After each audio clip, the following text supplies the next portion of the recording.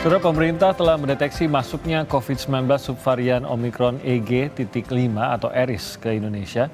Namun Kementerian Kesehatan memastikan bahwa masyarakat tidak perlu khawatir lantaran tingkat fatalitas varian ERIS yang rendah. Menurut Kepala Biro Komunikasi dan Pelayanan Publik Kementerian Kesehatan, Siti Nadia Tarmizi, varian ERIS memiliki gejala dan pola yang hampir sama dengan varian COVID-19 lainnya, yaitu batuk, pilek, demam, sakit tenggorokan, lemas, hingga nyeri otot. Meskipun memiliki tingkat penularan yang tinggi, WHO menemukan bahwa varian ERIS memiliki tingkat fatalitas yang rendah. Namun varian ERIS memiliki kecenderungan untuk menetralkan antibodi sehingga bisa menurunkan tingkat kekebalan vaksinasi terhadap varian ini. Kementerian Kesehatan pun mengimbau masyarakat untuk tidak khawatir, namun tetap waspada untuk mengantisipasi penularan. Masyarakat bisa memastikan kelengkapan dosis vaksinasi, menggunakan masker di tempat ramai atau ketika sedang sakit, serta memeriksakan diri ke dokter apabila mengalami gejala varian ERIS. Memang per tanggal 17 itu diumumkan WHO sebagai varian under monitoring dan memiliki nama baru menjadi EG5 ataupun subvariannya, yaitu EG5.1 dan EG5.2. Varian EG.5 ini sudah ditemukan di Indonesia pada bulan Maret pada waktu itu, kemudian terdapat penambahan kasus kembali di bulan Juni dan Juli. Sampai saat ini memang ada tren peningkatan daripada subvarian EG.5 ini, walaupun kalau kita lihat belum mendominasi ya daripada subvarian yang beredar di Indonesia saat ini. Gejalanya itu hampir sama, jadi batuk, pilek, demam, sakit tenggorokan, badan lemas atau nyeri-nyeri otot. Tidak perlu panik, namun tentu tetap waspada. Subvarian baru dari Omicron COVID-19 sudah masuk ke Indonesia, namun apakah penanganannya sama dengan flu biasa? Dan bagaimana untuk warga yang belum atau tidak bisa mendapatkan vaksin? Kami akan berbincang dengan juru bicara Kementerian Kesehatan, Pak Syahril, yang sudah bergabung bersama kami secara daring. Selamat pagi, Pak Syahril. Ya, selamat pagi Mas Timothy dan salam sehat semuanya. Salam sehat untuk Anda juga, Pak Syahril. Pak Syahril, sebenarnya varian ini kan sudah ditemukan di Indonesia juga sejak bulan Maret. Nah, sampai saat ini pendeteksiannya bagaimana, Pak Syahril? Ya, terima kasih. Jadi ini subvarian namanya, Mas ya, subvarian. Subvarian ya, oke. Varian Omicron yang disebut dengan ERIS ya, namanya keren ya. Kalau dulu Alpha, Beta, Delta, Omicron, sekarang dinamai ERIS atau EG5.1 ya. Sebetulnya sudah ada di 35 negara, Pak ya. Sudah ada subvarian ini, hanya saja tidak begitu menimbulkan lonjakan ya, kasus, kecuali di Inggris kemarin ya. Nah, untuk di Indonesia itu sudah kita deteksi bulan Maret tahun 2023 dan saat ini total ada 12 sequencing ya atau kasus yang kita temukan. Nah, ini kasus menjadi under monitoring ya. Jadi menjadi pengamatan oleh WHO karena ada kasus tetapi tidak menyebabkan kematian ataupun hospitalisasi yang tinggi. Jadi kita anggap seperti Actorus dulu, Actorus juga ada ya sebelum ini kan, itu juga membuat heboh dan saat ini juga ada. Dan ini memang ciri khasnya COVID ini selalu bermutasi dengan nama-nama sering diberikan nama yang baru oleh para ilmuwan penemunya ya. Jadi khawatir ya.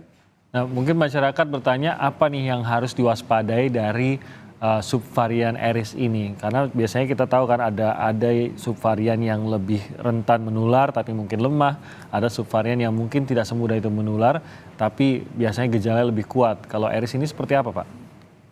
Ya, kalau kita melihat di beberapa kasus negara aja kan tidak terlalu berkembang banyak ya Mas ya, hanya 3 dan itu pun tidak menjadi lonjakan kasus. Nah termasuk di Indonesia ya, sejak Maret sampai sekarang itu kan hanya 12 kasus ya, dan itu tidak terlalu berat sakitnya dan semuanya ada di Jakarta dan alhamdulillah sudah sembuh pulang dan tidak ada penambahan kasus lagi setelah 12 ini.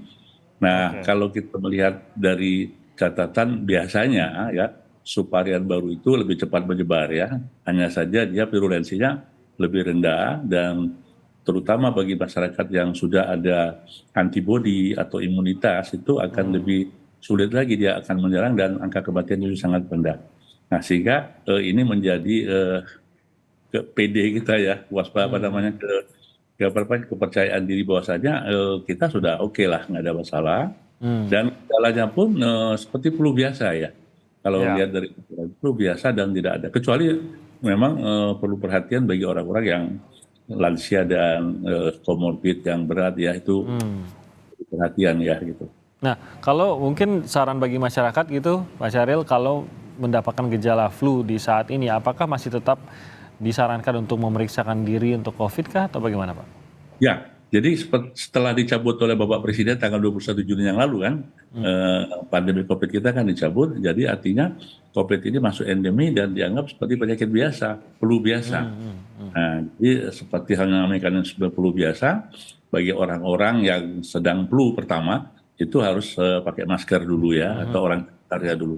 Yang kedua, tentu saja dia harus ya minum obat atau vitamin ya untuk jaga kondisi tubuhnya. Tapi kalau dia berlanjut, ya memang harus baiknya diperiksa dan sekaligus di swab juga untuk memastikan apakah dia positif atau tidak. Tujuannya adalah bukan untuk macam-macam ya, tapi untuk apakah dia perlu isolasi atau tidak gitu ya.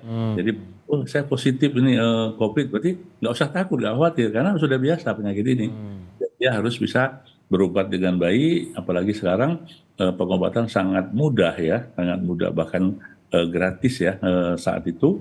Apalagi sekarang ini sudah masuk mekanisme BPJS, kita sakit COVID pun dirawat akan diganti oleh akan dibayari oleh BPJS atau ditanggung. Jadi masyarakat sebaiknya kalau dia flu itu untuk pakai masker dan juga sekitarnya dan memeriksakan ya untuk memastikan apakah COVID atau bukannya. Jadi penindakan ya kita kan sudah flu sebelum COVID ada gitu Pak ya. Jadi penindakan Nah, iya, seperti persis biasa sama. gitu.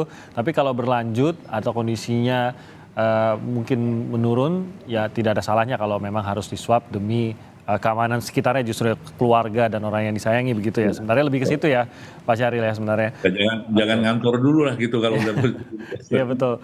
Nah terkait dengan kita subvarian ini yang tadi disebutkan bahwa sebenarnya ini tidak terlalu mudah untuk menerobos ketahanan tubuh kita. Apakah ini masih dorongan dari vaksin? Karena masyarakat juga banyak yang bertanya-tanya, ini vaksin saya udah cukup lama loh, apakah masih ada efeknya atau enggak gitu? Ya, jadi imunitas itu kan bisa dua macam caranya Mas ya. Imunitas yang didapat ya maupun imunitas yang dengan diberikan ya. Nah, jadi inaktif maupun aktif. Jadi kalau kita pernah kena COVID, maka akan tumbuh antibodi dalam tubuh kita dan kalau divaksin juga akan timbul antibodi. Semuanya itu adalah proteksi bagi kita semuanya. Nah, memang, masa efektif dari vaksin ini kan 6 bulan ya, Mas Timothy ya. Maka katanya kepada kita semua untuk jaga-jaga, maka kami dari Kementerian Kesehatan masih memberikan kesempatan bagi masyarakat untuk vaksin ya, 1, 2 ataupun booster sampai dengan tahun 2023 ini ya, semuanya masih gratis ya. Nah, mudah-mudahan nanti ini menjadi bagian untuk proteksi kepada masyarakat ya. Oke. Bisakah sebenarnya Pak masuknya subvarian-subvarian, kita tahu tadi dikatakan bahwa kemungkinan ini COVID memang akan muncul terus nih subvarian lainnya yang baru dengan nama-nama berbeda gitu. Sebenarnya ini bisa dicegah atau tidak sebenarnya Pak untuk masuk ke Indonesia? Atau memang kita harus menerima dan bersiap aja dengan kondisi masyarakat, kondisi tubuh dan kesehatan masyarakat juga? Oh, jadi mutasi ini sebetulnya tidak selalu harus dari luar negeri ya. Oke. 1-2 minggu yang lalu kan media luar negeri kan ramai mengatakan ada subvarian baru dari Indonesia ya, yang dengan ada subvariannya 113 variannya, perubahan yang terjadi. Tapi tetap saja tidak menjadi masalah bagi kita. Nah, itu negara-negara yang lain pun tidak mesti harus terlalu strict untuk membatasi begitu, karena mutasi ini ya bisa terjadi pada setiap negara maupun juga bisa antar negara.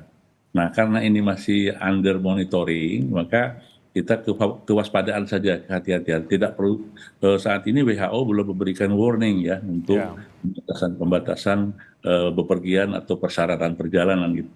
Oke, tapi intinya tidak perlu panik sama sekali ya Pak ya dengan masuknya varian Aedes. Jangan, karena ini apa namanya alami yang terjadi. Apa kayak flu itu kan bisa berat ya kita ya. Iya. Apalagi kalau kita kondisi tubuh tidak sedang baik-baik saja, kena flu itu akan berat ya.